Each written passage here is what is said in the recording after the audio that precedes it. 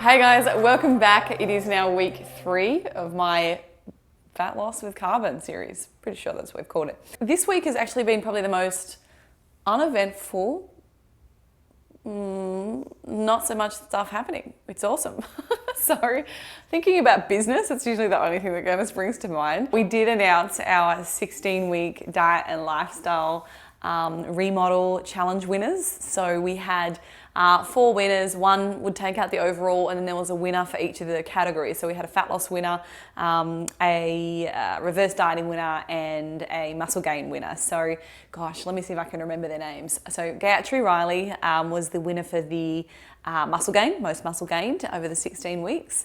Then Kerry Martin took out the overall. She was also a reverse dieting client and actually lost weight during that process and added hundreds and hundreds of calories, which was awesome. Lisa Alexander, she was our runner-up, our reverse diet winner. And then our fat loss winner was Jace Huff. I'm pretty sure that was his name. Apologies if I've gotten that wrong. But some of the transformations that we had, and there were about 100 participants this year for this challenge, they were just incredible. And hats off to the guys that took this out. It was a really tough competition. And I think part of the decisions that were made with our winners were due to their, I guess, the psychological change and the difference in their mindset and their approach to the whole process. It's not just the physical changes that were observed. So again, hands down to those winners of the 16-week diet and lifestyle challenge. They were absolutely awesome. So yeah, I'm very excited to be doing the next one. I think that is August 1st.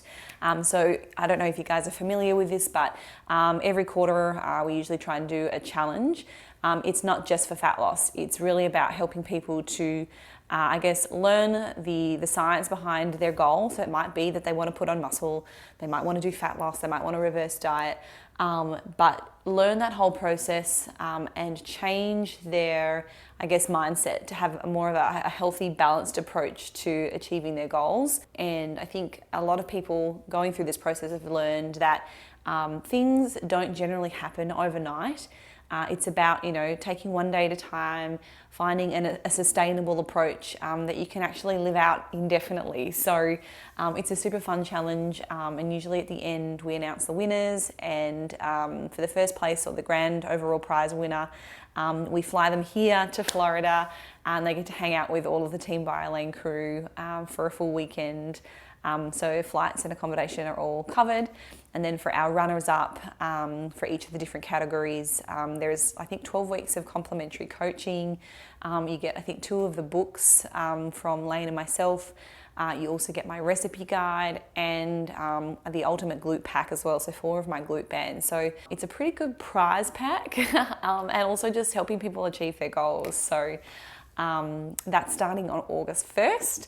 So if you guys are interested in participating in that, to find out a little bit more, you can go to the BioLane website.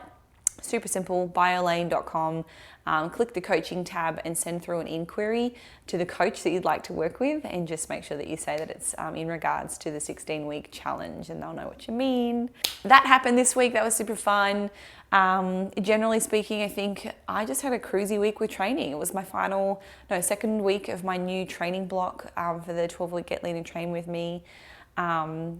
Starting to get the volume back up there. So there were some longer sessions, but still nursing and babying my hip a little bit. That hasn't gone away. I think the only way that it's going to fully resolve itself is if I completely stop training lower body. And that's a big mental barrier I've got to get past. So I have definitely toned it right back. I haven't been doing any of my heavy squats, not even lunging, because that's still been giving it pain. So I feel very limited in what I can do at the moment. So I've had to make a lot of compromises to my exercise selection, which annoys me, but I know if I don't give it a break, it's not going to get any better. So outside of that issue, like training has generally been really good. I'm feeling super motivated. Didn't really have any negative hunger associations with the diet this week. I don't think my calories are quite low enough yet to really be, you know, a huge issue. They're not super challenging. And I don't think that my hormones have really made any changes since starting either. Since the first week I was actually non-compliant, and then last week I managed to hit my targets really well, but I started taking creatine. So my energy levels have been really good.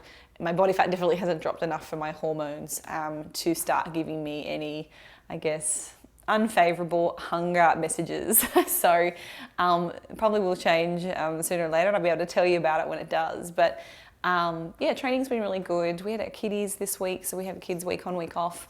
So I spent a little bit more time this weekend with the kids. Olivia and I went to the park on the weekend, and we got our nails done and went for a brunch together.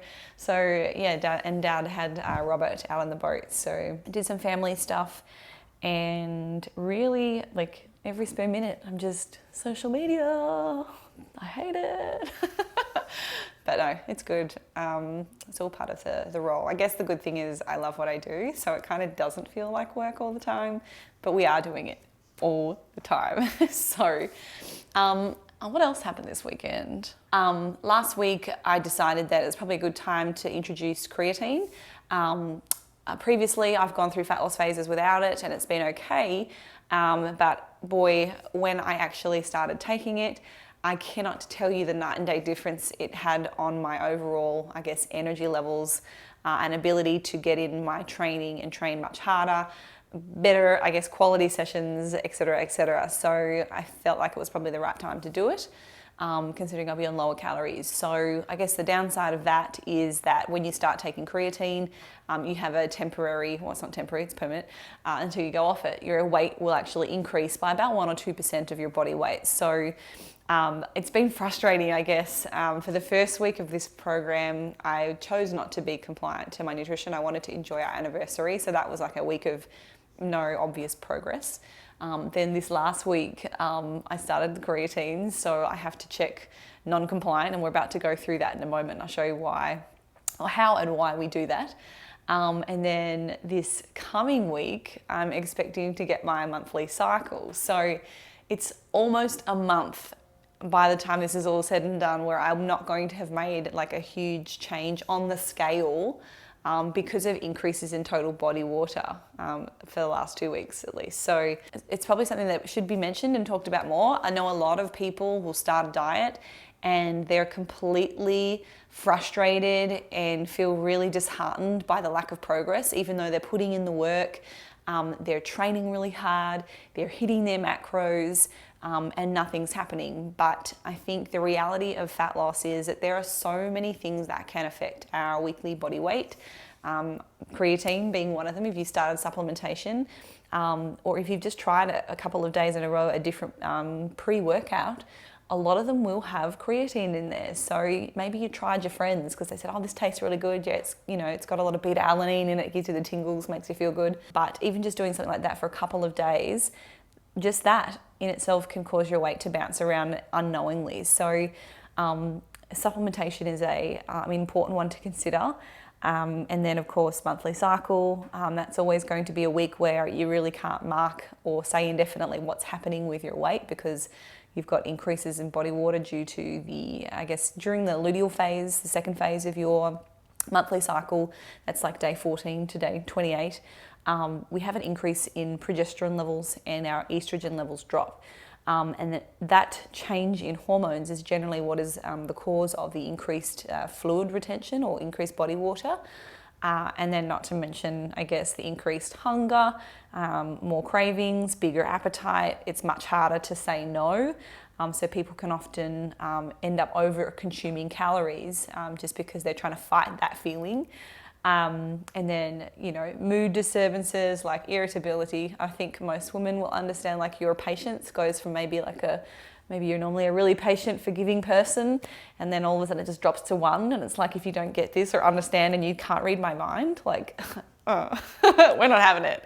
So, there's so many things that you've kind of got to, I guess, combat whilst you're dieting. There are so many other variables that can interplay with your weight.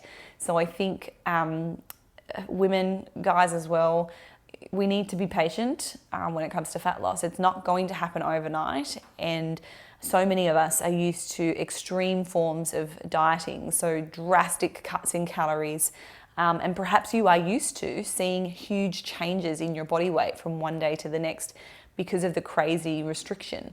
But I just want to point out that that's not a sustainable approach, and it's not a safe, or it's not the most effective way to diet if you are trying to preserve your lean muscle mass and you want to preserve your metabolic rate. So, being comfortable at a slightly slower rate of weight loss, but knowing that, hey, this process could actually be really enjoyable, and I have a little bit more flexibility. Yes, I have to be patient and execute a little bit of, cognitive restraint, but over time, I'm going to get there, and it's probably going to be a whole lot more pleasant experience on the whole. So if for anybody that has dieted in the past, might be dieting now or planning on it, I think it's really important to remember to be patient. I could have just thrown my hands up in the air, like I'm going into week 3, my weight is still higher than it was when I started, but I'm expecting it. So I'm just not letting it bother me. Like, it will happen. I just have to, give it a few weeks so that I can actually determine whether I'm in a deficit or not. And the good thing is, I think you're going to see today when I check in, my weight is actually trending down. So let's go ahead and have a look at carbon, and you can see my weekly averages, and we'll talk a little bit about, why I'm choosing what I'm choosing in my check-in. Okay, so to start off with, I'm going to go and have a look at my weekly average calories. So I've just gone into the me section of carbon, and you can see my weekly average is 1546, and you can see me tapping through here on the different days. So if you want to know a specific day, what the actual calories were, you can see that as well. Let's go ahead and check my protein for the week. So Monday through to Sunday, my average was 146. I'm pretty sure that will keep me compliant. And again, you can see the individual days there as I'm tapping through. Need to check my carbs. Carbs weekly average, Monday to Sunday, 146. So my targets were 141, I'm pretty sure, for my carbohydrates, and 48 for my fats. So looks like I'm going to be close. 44, so I'm really low average for my fats this week. So I'm going to guess that I've probably balanced out. Even though I underate fats, I've probably gone over a little bit of my protein on my carbs. So we'll have to see whether I'm actually compliant or not. Now let's go ahead and check in. So the coach is going to ask if I was compliant with my targets. So my calories were 1546. So I'm actually a little bit low this week, and that's partly due, I think, to the fats being under. You can see there my fat target was between 47 to 49, and I was 44. So that's really what's kind of kept me back this week. So I'll go ahead and put in my body weight, and I took my body fat percentage this morning using my digital calipers. I'm going to mark non-compliant this week. Now, the reason that I'm doing that is I was under my calories. So a lot of people are like, oh, that's good, I underate. Like, I'll probably lose more weight this week.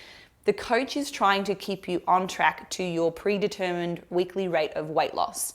So when you signed up, you would have selected exactly how much weight you want to lose or gain every week. And the coach is going to try and keep you within that range.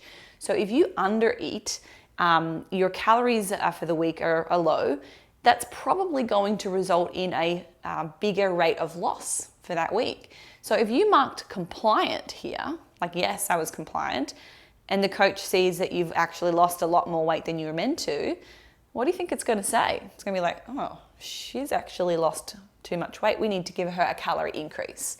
So whether you undereat or you overeat, if your calories for the week, your weekly average calorie intake is not within that range that you just saw, don't mark compliant. Otherwise, you're going to likely, if you underate, have a calorie increase, which would be incorrect because you know you actually ate less.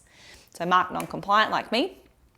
I'm also going to mark non-compliant because yes, I am close to my menstrual cycle. So you can see here I've marked yes, because that's going to probably have some kind of effect on my body weight as well this week, since I'm expecting to have that.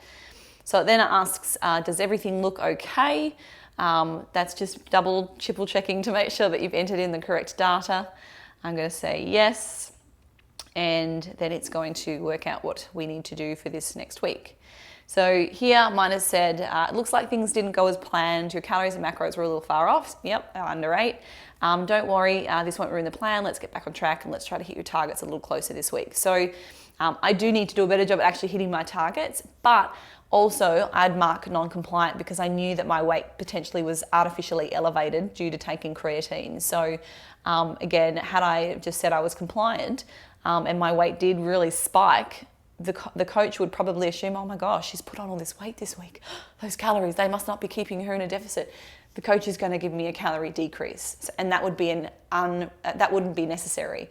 We know it was the creatine increasing my weight, so that's another reason why I marked non-compliant. So that's it for my check-in. It's going to keep everything exactly the same, and I'll do a better job at hitting my targets, and hopefully we'll see some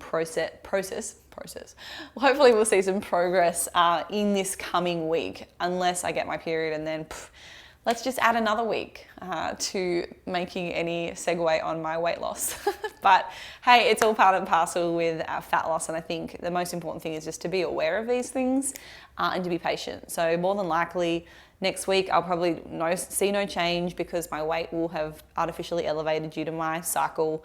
But if that wasn't the case, I probably will have dropped. So after, what we're probably going to see is a bit of a whoosh effect and my weight will start to come down. So I'm just being patient. I'm in no hurry to achieve any specific amount of weight loss. I just wanted this to be a really conservative approach and a fat loss phase that is good for my mind and my psychology more than anything. So I'm not really going to be too upset if I don't get to the, a certain number. I don't have that kind of pressure or expectation this time around. So super different for me, but I think it's definitely something that's going to be more sustainable when it comes to fat loss kind of long term. That's all from me this week, guys. I hope you have enjoyed this video. If you've got any questions, whether it's about carbon, my nutrition training, or questions about your own programming, please feel free to leave a comment below. I do try to check that weekly at least. So I look forward to seeing you guys next week.